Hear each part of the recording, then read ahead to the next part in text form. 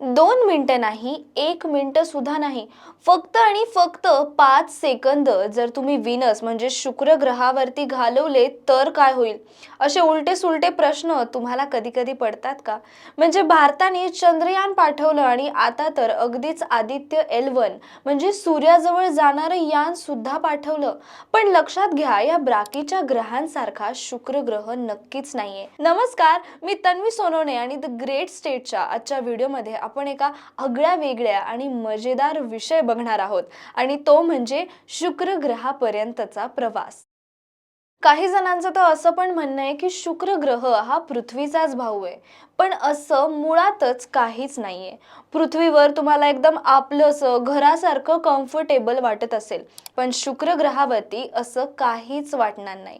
आणि इथे तुम्हाला तुमच्या आयुष्याचे फक्त आणि फक्त 5 सेकंद घालवायचेत.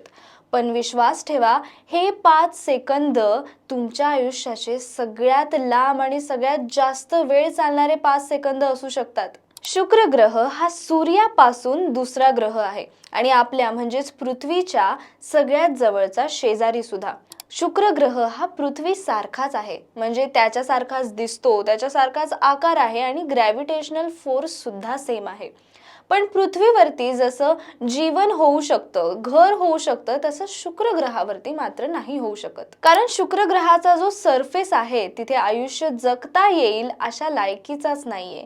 हे आपल्याला माहिती आहे, कारण या आधी सुद्धा आपण शुक्र ग्रहावरती काही प्रॉब्स म्हणजेच काही यान सुद्धा पाठवले होते. काही प्रॉब्स हे शुक्र ग्रहाभोवती फिरत राहिले आणि काही प्रॉब्स हे लँड सुद्धा झाले. पण त्यातले काही काळ टिकूच शकले नाही. कारण काय हे तुम्हाला पुढे कळेलच. हे येल्लोइश आणि सुंदर दिसणारे ढग सल्फ्युरिक ऍसिडचे आहेत.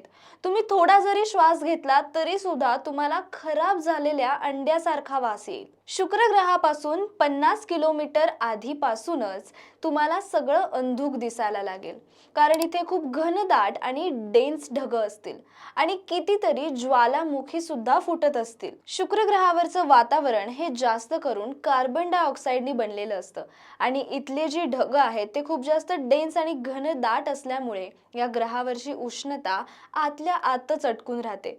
म्हणजे जसं जसं तुम्ही शुक्र ग्रहाच्या जवळ जाल तसं तसं तुम्हाला खूप गरम तापलेल्या ओव्हन मध्ये गेल्यासारखं किंवा टोस्टर मध्ये गेल्यासारखं वाटायला लागेल. आणि जसे जसे तुम्ही अजून 15 किलोमीटर पार कराल तेव्हा कुठे थोडंसं स्पष्ट दिसायला लागेल, हळूहळू समोर येईल, तर ते म्हणजे एक वेगळंच जग. एखादी गोष्ट गंजल्यावरती कशी दिसते, बरोबर त्याच रंगाचा एक सरफेस तुम्हाला दिसायला लागेल. आणि मग कितीही ॲडव्हान्स टेक्नॉलॉजी घेऊन तुम्ही पृथ्वीवरती कॉन्टॅक्ट करायचा प्रयत्न कराल तरी सुद्धा तुम्हाला बिलकुल रेंज मिळणार नाही. जेव्हा तुम्ही शुक्र ग्रहाच्या सरफेसवर उतराल आणि वर बघाल तेव्हा जसा पृथ्वीवरून सूर्य ब्राईट पिवळ्या रंगाचा दिसायचा तसा दिसणारच नाही. कारण शुक्र ग्रहाच्या आजूबाजूला ढग इतके जमा झालेले असतात की तिथलं वातावरण नेहमीच पहाट झाल्यासारखं वाटत असतं आणि दिवस आहे की रात्र हे सुद्धा तुम्हाला कळणार नाही. कारण शुक्र ग्रहाच्या आजूबाजूचं वातावरण हे फक्त 10% सूर्यप्रकाश सरफेस पर्यंत पोहोचू देतं. वेनेरा 13 हे एक सोव्हिएत प्रॉब आहे जे शुक्र ग्रहावरती एकदम भयानक पद्धतीने लँड झालं 1981 मध्ये. खराब व्हायच्या आधी या प्रॉबने एकूण 127 मिनिटं जगून दाखवलं आणि हा कालावधी सगळ्यात जास्त आहे बाकीच्या प्रॉब्स पेक्षा ज्या शुक्र ग्रहाच्या सरफेसवर उतरल्या होत्या. पण वेनेरा 13 हे प्रॉब सुद्धा शुक्र ग्रहाच्या वातावरणामुळे आणि उष्णतेमुळे जळून राख झालं आणि अगदीच नाहीसं झालं. शुक्र ग्रहाच्या सरफेसवरती उतरल्यानंतर तुम्हाला तुमचा हात सुद्धा वर करता येणार नाही. जसं की मी आधी पण सांगितलं की पृथ्वीचा ग्रॅव्हिटेशनल फोर्स आणि शुक्र ग्रहाचा ग्रॅव्हिटेशनल फोर्स हा सेमच आहे. पण तरी सुद्धा शुक्र ग्रहावरच्या हवेची डेन्सिटी इतकी जास्त आहे की तुम्हाला हात वर उचलायला सुद्धा इतका जड वाटेल की तुम्ही म्हणाल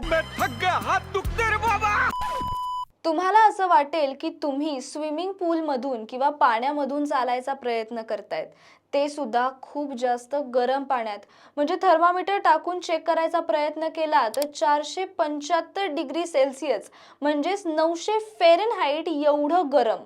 हे तापमान इतकं जास्त आहे की हे लीडला सुद्धा विरघळवू शकतं आणि इथल्या सरफेसवरती चालण्यासाठी तुम्हाला एक स्ट्रॉंग गेअर लागेल जे तुमचं प्रोटेक्शन करू शकतं, कारण त्याशिवाय तुम्ही लिटरली विरघळून जाल.